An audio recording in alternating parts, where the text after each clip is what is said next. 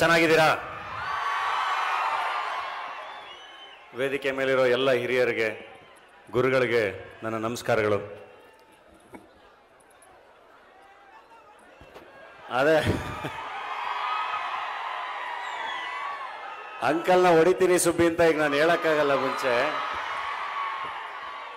ಗುರುಗಳಿದ್ದಾರೆ ಇಲ್ಲಿ, ಕಲೆ, ಶಿಕ್ಷಣ, ಸಂಸ್ಕೃತಿ ಅನ್ನೋ ಒಂದು ಸಬ್ಜೆಕ್ಟ್ ಕೊಟ್ಟಿದ್ದಾರೆ. ಸೊ ಹಂಗಾಗಿ ಅಂಕಲ್ನ ಹೊಡಿತೀನ ಸುಬ್ಬಿ ಆಮೇಲೆ.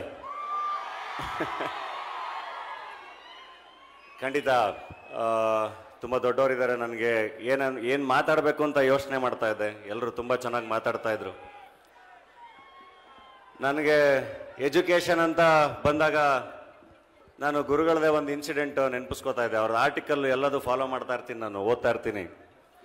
ಮೊನ್ನೆ ಇನ್ವಿಟೇಷನ್ ಕೊಡೋಕ್ಕೆ ಅಂತ ಹೇಳಿ ನಾನು ಧನ್ಯತಾ ಹೋಗಿ ಗುರುಗಳನ್ನ ಭೇಟಿ ಮಾಡ್ಕೊಂಡ್ಬಂದ್ವಿ. ಇನ್ವಿಟೇಷನ್ ಕೊಟ್ಟು ಬಂದ್ವಿ.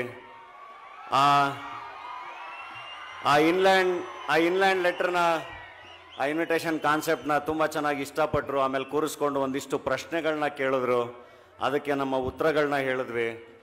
ಅದಾದಮೇಲೆ ಅವರು ಒಂದಿಷ್ಟು ಸಜೆಷನ್ಸ್ನ ಕೊಟ್ಟರು. ಎಲ್ಲ ಆಯಿತು.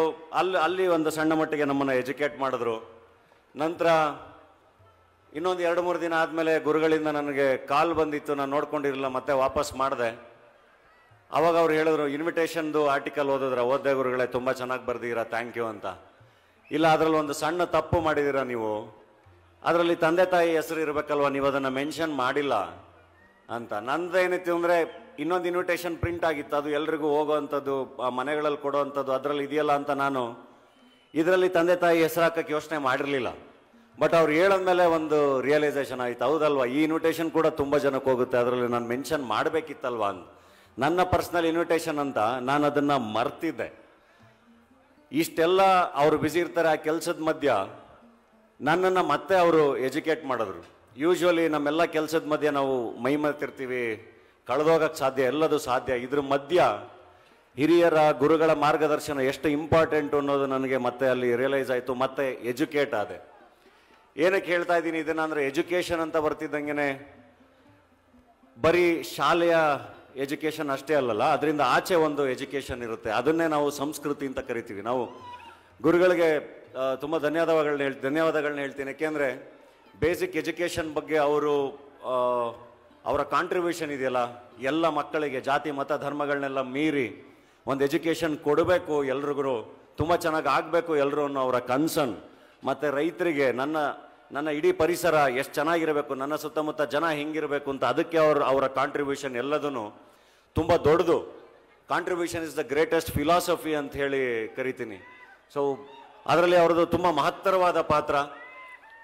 ನನಗೆ ಅವ್ರನ್ನ ಬಹಳಷ್ಟು ವೇದಿಕೆಗಳಲ್ಲಿ ಮೀಟ್ ಮಾಡಿದ್ದೆ, ಆದರೆ ಯಾವತ್ತೂ ಪರ್ಸ್ನಲಾಗಿ ಮಾತಾಡೋಕ್ಕಾಗಿರಲಿಲ್ಲ. ಇತ್ತೀಚೆಗೆ ಅವ್ರ ಸಾಂಗತ್ಯ ಸಿಕ್ಕಿದ್ದು, ಅವ್ರ ಜೊತೆ ಮಾತಾಡಿದ್ದೆಲ್ಲದು ಬಹಳ ಖುಷಿ ಕೊಟ್ಟಿದೆ, ಬಹಳ ಒಳ್ಳೆಯ ಅನುಭವ ಕೊಟ್ಟಿದೆ. ಆ್ಯಂಡ್ ಈ ವೇದಿಕೆ ಕರೆದು ಇಲ್ಲಿ ನಿಲ್ಲಿಸಿದ್ದಾರೆ, ಅದಕ್ಕೆ ಬಹಳ ದೊಡ್ಡ ಧನ್ಯವಾದಗಳನ್ನ ಗುರುಗಳಿಗೆ ಅರ್ಪಿಸ್ತೀನಿ. ಸೊ ಇವತ್ತು ಹೆಂಗಿದೆ ಅಂದರೆ, ಬರೀ ಇಲ್ಲ ಅಷ್ಟೇ ಅಲ್ಲ, ನಮ್ಮ ಅರಸೀಕೆರೆಯ ಸುತ್ತಮುತ್ತಲಿನ ಹಳ್ಳಿಗಳಿಗೆ ತರಳುಬಾಳು ಇನ್ಸ್ಟಿಟ್ಯೂಷನ್ನ ಬಸ್ಸು ಹೋಗಿ ಹುಡುಗರನ್ನ ಕರ್ಕೊಂಬಂದು ಎಜುಕೇಷನ್ ಕೊಡ್ತಾ ಇದೆ. ಸೊ ಇಡೀ ಕರ್ನಾಟಕ ರಾಜ್ಯಾದ್ಯಂತ ಅವ್ರ ಕೆಲಸ ತುಂಬ ಚೆನ್ನಾಗಿ ನಡೀತಾ ಇದೆ.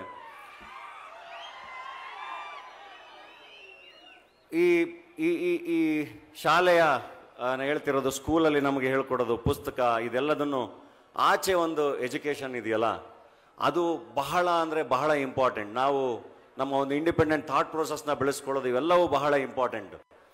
ಅದನ್ನೇ ನಾವು ಸಂಸ್ಕೃತಿ ಅಂತ ನಾನು ಕರೆಯೋಕ್ಕೆ ಇಷ್ಟಪಡ್ತೀನಿ. ಅದು ಬಹಳಷ್ಟು ರೂಪದಲ್ಲಿ ನಮಗೆ ಸಿಗುತ್ತೆ. ದೇಶ ಸುತ್ತಬೇಕು, ಕೋಶ ಓದಬೇಕು ಅಂತೆಲ್ಲ ಹೇಳ್ತಾರೆ. ಈಗ ನಾನೊಬ್ಬ ಕಲಾವಿದ, ನಾನು ಬಹಳಷ್ಟು ಕಡೆ ಸುತ್ತುತ್ತಾ ಇರ್ತೀನಿ, ಬಹಳಷ್ಟು ಜನಗಳನ್ನ ಮೀಟ್ ಮಾಡ್ತಾ ಇರ್ತೀನಿ. ಆರ್ಟ್ ಇದೆಯಲ್ಲ, ಆರ್ಟು ಮತ್ತು ಸೈನ್ಸು, ದಟ್ ಲಿಬರೇಟ್ಸ್ ಅಸ್. ಅದು ನಮ್ಮನ್ನು ತುಂಬ ಸ್ವತಂತ್ರಗೊಳಿಸುತ್ತೆ, ಅದು ಬಾರ್ಡ್ರ್ಗಳನ್ನ ದಾಟಿಸುತ್ತೆ, ತುಂಬ ಬೇರೆ ಥರ ಯೋಚನೆ ಮಾಡೋಂಗೆ ಮಾಡುತ್ತೆ, ತುಂಬ ಇನ್ಕ್ಲೂಸಿವಿಟಿ ಕಲಿಸುತ್ತೆ, ಎಲ್ಲರೂ ನಮ್ಮವರೇ, ಎಲ್ಲದೂ ನಮ್ಮದೇ ಅನ್ನೋದನ್ನು ಕಲಿಸುತ್ತೆ. ಸೈನ್ಸ್ ಒಂದು ಅವೇರ್ನೆಸ್ ಮೂಡಿಸುತ್ತೆ ಎಲ್ಲನೂ. ಇವಾಗ ನನ್ನ ವಚನಗಳನ್ನ ಅಂತ ತಗೊಂಡ್ರೆ, ಇವಾಗ ನಾವು ಸಂಸ್ಕೃತಿ ಅಂತ ತಗೊಂಡ್ರೆ, ನೀಡಿ ನೀಡಿ ಕೆಟ್ಟರು ನಿಜವಿಲ್ಲದೆ, ಮಾಡಿ ಮಾಡಿ ಕೆಟ್ಟರು ಮನವಿಲ್ಲದೆ, ಮಾಡುವ ನೀಡುವ ನಿಜ ಗುಣವಿದ್ದಡೆ, ಕೂಡಿಕೊಂಬ ನಮ್ಮ ಕೂಡಲ ಸಂಗಮ ದೇವ ಅಂತ. ನಮ್ಮ ಸಂಸ್ಕೃತಿ ಅಲ್ವಾ, ಎಂಥ ಒಂದೊಳ್ಳೆ ಸಂಸ್ಕಾರ, ಎಂಥ ಒಂದೊಳ್ಳೆ ಸಂಸ್ಕೃತಿನ ಹೇಳ್ಕೊಡ್ತಾ ಇದೆ. ಇವತ್ತು ಅದಕ್ಕೊಂದು ಬೆಸ್ಟ್ ಎಕ್ಸಾಂಪಲ್ ಹೇಳ್ತೀನಿ. ನಾನು ಎಷ್ಟೋ ಸಿನಿಮಾಗಳನ್ನ ಮಾಡಿ ಮಾಡಿ ಮಾಡಿ ಯಾವುದೂ ವರ್ಕ್ ಆಗ್ತಿರ್ಲಿಲ್ಲ. ಕೊನೆಗೆ ವಿಲನ್ ಆಗಿ ಮಾಡಿದೆ, ಡಾಲಿ ಆದೆ, ನಂತರ ಮತ್ತೆ ವಿಲನ್ನೇ ಮಾಡ್ತಾ ಇದ್ದೆ. ಮತ್ತೆ ಬಡವರಾಸ್ಕಲ್ ಅನ್ನೋ ಒಂದು ಸಿನಿಮಾನ ನಾನೇ ನಿರ್ಮಾಣ ಕೂಡ ಮಾಡಿದೆ. ಆ ಮೊದಲನೇ ಸರಿ ನಿರ್ಮಾಣ ಮಾಡಬೇಕಾದ್ರೆ ತುಂಬ ಭಯ ಇತ್ತು. ಯಾಕೆಂದರೆ ನಾನು ಅಲ್ಲಿವರೆಗೂ ವಿಲನ್ ಆಗಿ ದುಡ್ದಿದ್ದು, ನನ್ನ ಸ್ನೇಹಿತ ಹತ್ರ ಇಸ್ಕೊಂಡಿದ್ದು, ಇದನ್ನೆಲ್ಲ ಇಟ್ಕೊಂಡು ಒಂದು ಸಿನಿಮಾ ಮಾಡಕ್ಕೆ ಹೊರಟಿದ್ದೆ. ಅಲ್ಲಿ ನಿಜವಾಗ್ಲೂ 100% ಎಫರ್ಟ್ಸು, ಪ್ರಾಮಾಣಿಕವಾದ ಎಫರ್ಟ್ಸ್ನೆಲ್ಲ ಹಾಕಿದ್ದಕ್ಕೆ ಆ ಸಿನಿಮಾ ತುಂಬ ಚೆನ್ನಾಗಿ ಗೆಲ್ತು. ಕೂಡಲ ಸಂಗಮನ ರೂಪದಲ್ಲಿ ನೀವೆಲ್ಲರೂ ಸೇರಿದ್ರಿ, ನನಗೆ ಎಲ್ಲರೂ ಗೆಲ್ಸಿದ್ರಿ. ಸೊ ಮಾಡುವ ನೀಡುವ ನಿಜ ಗುಣ ಇದ್ದಾಗ ಡೆಫಿನೆಟ್ಲಿ ಎಲ್ಲದು ಸೇರ್ಕೊಳ್ಳುತ್ತೆ ಅಂತ. ಗುರುಗಳನ್ನ ತಗೊಂಡ್ರೆ ಗುರುಗಳಿಗ ಗುಣ ಇರೋದಕ್ಕೆ ಕೂಡಲ ಸಂಗಮ ದೇವ ಅವ್ರ ಜೊತೆಗಿದ್ದಾನೆ. ಅವರು ಹಿಡಿದಿರೋ ಎಲ್ಲ ಕೆಲಸಗಳು ತುಂಬ ಚೆನ್ನಾಗಿ ಆಗ್ತಾ ಇದೆ. ಸಂಸ್ಕೃತಿ ಅಲ್ವಾ, ಇವನಾರವ ಎಂದೆಣಿಸದಿರಯ್ಯ, ಇವ ನಮ್ಮವ ಎಂದೆಣಿಸಯ್ಯ, ಅದು ನಮ್ಮ ಸಂಸ್ಕೃತಿ ಅಲ್ವಾ. ಹಿರಿತನ ಕಿರಿತನ ಎಂಬ ಶಬ್ದ ಒಡಗಿದಡೆ ಆತನೇ ನಿಜ ಶರಣ ಗುಹೇಶ್ವರ, ನಮ್ಮ ಸಂಸ್ಕೃತಿ ಅಲ್ವಾ. ಶರಣ ಅಂತಿದ್ದಂಗೆ ಇವತ್ತು ನೋಡಿ, ಇವತ್ತು ವೇದಿಕೆ ಮೇಲಿರಿ ಎಲ್ಲರೂ ಕೂತಿದ್ದಾರೆ. ಎಲ್ಲರ ಪಕ್ಕದಲ್ಲಿ ಶರಣ ಶರಣ ಶರಣ ಶರಣ ಅಂತಿದ್ದಂಗೆನೆ ಶರಣ ಅನ್ನೋ ಪದದ ಅರ್ಥನೇ ಸಮಾನತೆ, ನಾವೆಲ್ಲರೂ ಒಂದೇ. ಒಬ್ಬ ಶರಣ ಇನ್ನೊಬ್ಬ ಶರಣ ಶರಣ ಶರಣ ಅಂತಿದ್ದಂಗೆ. ಸೊ ಇದೆಲ್ಲವೂ ನಮ್ಮ ಸಂಸ್ಕೃತಿ. ಒಬ್ರು ಇನ್ನೊಬ್ಬ ಮನುಷ್ಯನ ಎಷ್ಟು ಚೆನ್ನಾಗಿ ನೋಡ್ಕೋತೀವಿ, ಅದು ಸಂಸ್ಕೃತಿ. ಸೊ ಆ ಥರದ ಒಳ್ಳೆಯ ಸಂಸ್ಕೃತಿ, ಒಳ್ಳೆಯ ಸಂಸ್ಕಾರಗಳನ್ನ ನಿಜ ಗುರುಗಳು ಹೇಳ್ಕೊಡ್ತಿರ್ತಾರೆ, ಮಾರ್ಗದರ್ಶನ ಮಾಡ್ತಿರ್ತಾರೆ. ಆ ಥರ ನಮಗೆ ಇಲ್ಲಿ ಬಹಳಷ್ಟು ಚೆನ್ನಾಗಿ, ನನಗೆ 2000ನೇ ಇಸ್ವಿಲಿ ತರಳುಬಾಳು ಹುಣ್ಣಿಮೆ ನಮ್ಮ ಅರಸೀಕೆರೆಯಲ್ಲಿ ಅಟೆಂಡ್ ಮಾಡಿದ್ದೆ. ನಾನು ಭಾಳ ಚಿಕ್ಕ ಹುಡುಗವಾಗಿನ್ನು ಸುಮಾರು ಒಂದು 3-4 ದಿನ ತರಳುಬಾಳು ಹುಣ್ಣಿಮೆಯಲ್ಲಿ ಓಡಾಡ್ಕೊಂಡಿದ್ವಿ. ಗೊತ್ತಿಲ್ಲ, ಏನೇನೋ ಹೇಳ್ಬೇಕು ಅಂತ ಬಂದೆ, ಎಲ್ಲ ಗುರುಗಳ ಭಯ, ಕನ್ಫ್ಯೂಷನ್ ಆಗೋಯ್ತು ನನಗೆ. ಇನ್ನೊಂದು ಸಂಸ್ಕೃತಿ ಅಂತಾನೆ ಬಂದ್ರೆ, ಈಗ ನೋಡಿ ಕಲೆ ಮತ್ತೆ ಇದನ್ನ ಇವಾಗ ಇಲ್ಲಿ ಎಷ್ಟು ಚೆನ್ನಾಗಿ ಅವ್ರು ಹಾಡ್ತಾ ಇದ್ರು ಅಂದ್ರೆ, ಒಂದಿಷ್ಟೊತ್ತು ನೀವೆಲ್ಲರೂ ಮೈ ಮರ್ತಿದ್ವಿ, ಸ್ಟೇಜ್ ಮೇಲೆ ನಾವೆಲ್ಲರೂ ಮೈ ಮರ್ತಿದ್ವಿ, ಹಾಡ್ತಾ ಅವ್ರು ಎಷ್ಟು ಚೆನ್ನಾಗಿ ಮೈ ಮರ್ತಿದ್ರು ಅಂತ. ಕಾಯಕವೇ ಕೈಲಾಸ ಅನ್ನೋದಕ್ಕಿಂತ ದೊಡ್ಡ ಪದ ಯಾವುದೂ ಇಲ್ಲ, ಅದಕ್ಕಿಂತ ದೊಡ್ಡ ಶಿಕ್ಷಣ ಯಾವುದೂ ಇಲ್ಲ, ಅದಕ್ಕಿಂತ ದೊಡ್ಡ ಸಂಸ್ಕೃತಿ ಯಾವುದೂ ಇಲ್ಲ. ಇನ್ನೊಂದು ಒಳ್ಳೆ ವಚನ ಇದೆ, ಕಾಯಕದಲ್ಲಿ ನಿರತನಾದೊಡೆ ಗುರು ದರ್ಶನವಾದಡು ಮರೆಯಬೇಕು, ಲಿಂಗ ಪೂಜೆಯಾದಡು ಮರೆಯಬೇಕು, ಜಂಗಮ ಮುಂದೆ ಬಂದರೂ ಹಂಗು ಅರಿಯಬೇಕು, ಕಾಯಕವೇ ಕೈಲಾಸವಾದ ಕಾರಣ ಅಮರೇಶ್ವರ ಲಿಂಗವಾಯಿತಡು ಕಾಯಕದೊಳಗು ಅಂತ. ಎಲ್ಲದು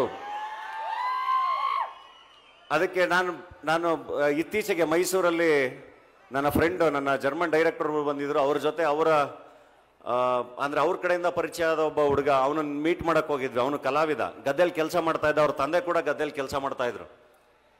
ನಾನು ಹೋದೆ, ಆ ಹುಡುಗನ ಜೊತೆ ಮಾತಾಡ್ಕೊಂಡು ಅವ್ರ ಜೊತೆ ಅವ್ನು ಕಾಫಿ ತರಿಸ್ದ, ಕಾಫಿ ಕುಡ್ಕೊಂಡು ಬಿಸ್ಕೆಟ್ ತಿನ್ಕೊಂಡು ಎಲ್ಲ ಬಂದ್ರು. ಅವ್ರ ತಂದೆ ನಿರಂತರವಾಗಿ ಗದ್ದೆಯಲ್ಲಿ ಕೆಲಸ ಮಾಡ್ತಾನೆ ಇದ್ರು. ಅವರು ಕತ್ತೆ ಈ ಕಡೆ ನೋಡ್ಲೂ ಇಲ್ಲ. ಅದಾದ್ಮೇಲೆ ಎಲ್ಲ ಮುಗಿಸ್ಕೊಂಡ್ ಬಂದ್ವಿ. ಅವ್ನು ಸಂಜೆ ಫೋನ್ ಮಾಡ್ದ ನನಗೆ. ನಮ್ಮ ಅಪ್ಪಂಗೆ ಹೇಳ್ದೆ, ಡಾಲಿ ಬಂದಿದ್ರು ನಾನು ನೋಡಕ್ಕೆ ಅಂದ್ರೆ ಅವ್ರು ನಂಬ್ತಾನೆ ಇಲ್ಲ ಅಂತ. ಸುಮಾರು ಒಂದು ಅರ್ಧ ಗಂಟೆ ನನ್ನ ಗದ್ದೆಯಲ್ಲಿದ್ರು. ಅವರು ಈ ಕಡೆ ಜ್ಞಾನ ಬಂದೇ ಇಲ್ಲ. ಅವ್ರ ಕಂಪ್ಲೀಟ್ ಅವ್ರ ಇನ್ವಾಲ್ವ್ಮೆಂಟ್ ಆ ಗದ್ದೆ ಕೆಲಸದಲ್ಲಿ ಇತ್ತಲ್ಲ. ಸೊ ಹಂಗೆ ಇವಾಗ ಕೆಲವೊಂದು ಪಾತ್ರಗಳನ್ನ ಮಾಡಬೇಕಾದ್ರೆ ನಾವು ಅಷ್ಟೇ ತುಂಬ ಮೈಮರ್ತು ಪಾತ್ರಗಳನ್ನ ಮಾಡ್ತೀವಲ್ಲ, ಅದೇ ಧ್ಯಾನ, ಅದೇ ಸಂಸ್ಕೃತಿ, ಅದೇ ಎಜುಕೇಷನ್. ಏನು ಮಾಡಿದ್ರು ಅದಕ್ಕೆ 100% ಹಾಕಿದ್ರೆ ಡೆಫಿನೆಟ್ಲಿ ತುಂಬ ಅದ್ಭುತವಾದ ರಿಸಲ್ಟ್ಸು ಸಿಗಕ್ಕೆ ಸಾಧ್ಯ. ಸೊ ಇಲ್ಲಿ ಬಹಳಷ್ಟು ಜನ ಯಂಗ್ಸ್ಟರ್ಸ್ ಇದ್ದೀರಾ, ಏನಾದರೂ ಮಾಡಿ 100% ಎಫರ್ಟ್ ಹಾಕ್ಬಿಟ್ಟು ಮಾಡಿ. ಖಂಡಿತ ಕನಸುಗಳು ಕಾಣಿ, ಗುರಿ ಇಟ್ಕೊಳ್ಳಿ, ಅದ್ರ ಕಡೆ ನಿರಂತರವಾಗಿ ಕೆಲಸ ಮಾಡಿ. ಖಂಡಿತ ಏನನ್ನಾದರೂ ಸಾಧಿಸಕ್ಕೆ ಸಾಧ್ಯ ಡೆಫಿನೆಟ್ಲಿ. ಆ್ಯಂಡ್ ಹಳ್ಳಿಗಳ ಕಡೆ ನಾನು ಒಬ್ಬ ಹಳ್ಳಿ ಹುಡುಗನೇ. ಒಂದು ರೈತ ಕುಟುಂಬದಿಂದ ಬಂದು, ನಮ್ಮ ತಂದೆ ಟೀಚರು, ನಮ್ಮ ಸೆಕೆಂಡ್ ಜನ್ರೇಷನ್ ನಾವು ಎಜುಕೇಟ್ ಆಗಿರೋದು. ನಾನು ಇಂಜಿನಿಯರಿಂಗ್ ಮುಗಿಸಿ ನಾನು ಸಿನಿಮಾಗೆ ಬಂದಿದ್ದು. ಸಾಕಷ್ಟು ನಾ ಹೇಳ್ತೀನಿ ಕೇಳಿ, ಇವತ್ತು ಹಳ್ಳಿಗಳು ನಿಂತಿರೋದು ಹೆಣ್ಣು ಮಕ್ಕಳಿಂದನೇ. ಅವರೇ ಜಾಸ್ತಿ ಕೆಲಸ ಮಾಡೋದು. ಬೆಳಗ್ಗೆ ಎದ್ದು ಕಸ ಎತ್ತೋದ್ರಿಂದ ಹಿಡಿದು ಎಲ್ಲ ಹಸುಗಳ ಹಾಲು ಕರಿಯೋದ್ರಿಂದ ಹಿಡಿದು ಅಡುಗೆ ಮಾಡೋದ್ರಿಂದ ಹಿಡಿದು ಹಸು ಕಟ್ಟೋದ್ರಿಂದ ಹಿಡಿದು ಬಹಳಷ್ಟು ಕೆಲಸ ಹೆಣ್ಮಕ್ಳೇ ಮಾಡ್ತಿರ್ತಾರೆ. ಗಂಡು ಮಕ್ಳು ಸ್ವಲ್ಪ ಸೋಮಾರಿಗಳಾಗಿ ಓಡಾಡ್ತಿರ್ತಾರೆ, ನಾನು ನೋಡಿದ್ದೀನಿ. ಜಾಸ್ತಿ ಪಂಚಾಯತಿ ಕಟ್ಟೆ ಮೇಲೆ ನೋಡ್ತಾ ಇರ್ತೀವಿ ಅವ್ರನ್ನ. ಪಂಚಾಯತಿ ಕಟ್ಟೆಯಲ್ಲಿ ಯಾವತ್ತೂ ಹೆಣ್ಮಕ್ಳು ನೋಡ್ತಿರಲ್ಲ. ಊರಲ್ಲಿ ಅರಳಿ ಕಟ್ಟೆಯಲ್ಲಿ ಕೂತಿರೋದು ಜಾಸ್ತಿ ಗಂಡು ಮಕ್ಳೇ ಇರ್ತಾರೆ ಅಲ್ವಾ? ಆಮೇಲೆ ಮೊಬೈಲಲ್ಲಿ ಆನ್ಲೈನಲ್ಲಿ ತುಂಬ ಬ್ಯುಸಿ ಇರ್ತೀರಾ ಎಲ್ಲರೂ. ಯಾವುದ್ರಲ್ಲಿ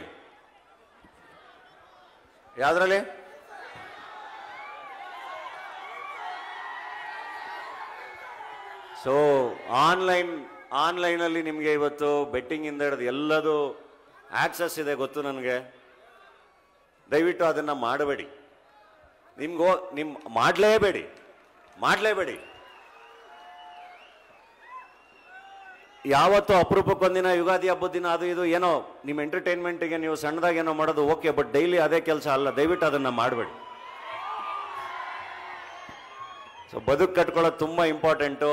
ಅದನ್ನು ಮಾಡಿ. ಯಾವಾಗಲೂ ಒಳ್ಳೆ ಗುರುಗಳಿದ್ದಾರೆ, ಅವರ ಮಾರ್ಗದರ್ಶನದಲ್ಲಿ ಚೆನ್ನಾಗಿ ಬದುಕು ಕಟ್ಕೊಳ್ಳಿ. ಎಲ್ರಿಗೂ ಒಳ್ಳೇದಾಗಲಿ. ಆ್ಯಂಡ್ ಎಲ್ಲ ಕಲಾವಿದರ ಮೇಲೆ ನಿಮ್ಮ ಪ್ರೀತಿ ಯಾವಾಗಲೂ ಹಿಂಗೆ ಇರಲಿ. ಒಂದು ಭಾಷೆಯ ಬೆಳವಣಿಗೆಯಲ್ಲಿ, ಒಂದು ಒಂದು ಒಂದು ವ್ಯಕ್ತಿತ್ವಗಳ ಬೆಳವಣಿಗೆಯಲ್ಲಿ ತುಂಬ ವಿಚಾರದಲ್ಲಿ ಕಲೆ ಬಹಳಷ್ಟು ಪ್ರಮುಖ ಪಾತ್ರ ವಹಿಸುತ್ತೆ. ಕಲಾವಿದರು ಕೂಡ ಬಹಳಷ್ಟು ಪ್ರಮುಖ ಪಾತ್ರ ವಹಿಸ್ತಾರೆ. ಸೊ ನಿಮ್ಮ ಆಶೀರ್ವಾದ ಇದ್ದಷ್ಟು ಎಲ್ಲ ಕಲಾವಿದರು ಬೆಳೀತಾರೆ. ಕನ್ನಡ ಸಿನಿಮಾ, ಕನ್ನಡ ಸಾಹಿತ್ಯ, ಕನ್ನಡ ನಾಟಕಗಳು ಎಲ್ಲವನ್ನು ನೋಡಿ ನಿರಂತರವಾಗಿ ಆರಿಸಿ. ಆ್ಯಂಡ್ ನಿಮ್ಮ ಆಶೀರ್ವಾದ ಇರಲಿ. ನಿಮ್ಮ ಮನೆಯ ಹೆಣ್ಮಗಳನ್ನು ಮದುವೆ ಆಗ್ತಾ ಇದ್ದೀನಿ. ನಿಮ್ಮ ಪ್ರೀತಿ ಇರಲಿ. ಮದುವೆಗೆ ಬನ್ನಿ ಎಲ್ಲರೂ. ಅಭಿಮಾನಿಗಳಿಗಾಗಿನೇ ಸೆಪ್ರೇಟ್ ವ್ಯವಸ್ಥೆ ಇರುತ್ತೆ. ಸೊ ಕೊನೆವರೆಗೂ ನಿಮ್ಮ ಪ್ರೀತಿ ಹಿಂಗೆ ಇರಲಿ. ತಪ್ಪಾದಾಗ ಕ್ಷಮಿಸಿ ತಿದ್ದಿ. ನಿಮಗೆ ನಮ್ಮ ಕೆಲಸ ಇಷ್ಟ ಆದಾಗ ಇಷ್ಟೇ ಜೋರಾಗಿ ಚಪ್ಪಾಳೆನ ಹೊಡೀರಿ. Thank you very much. Thank you.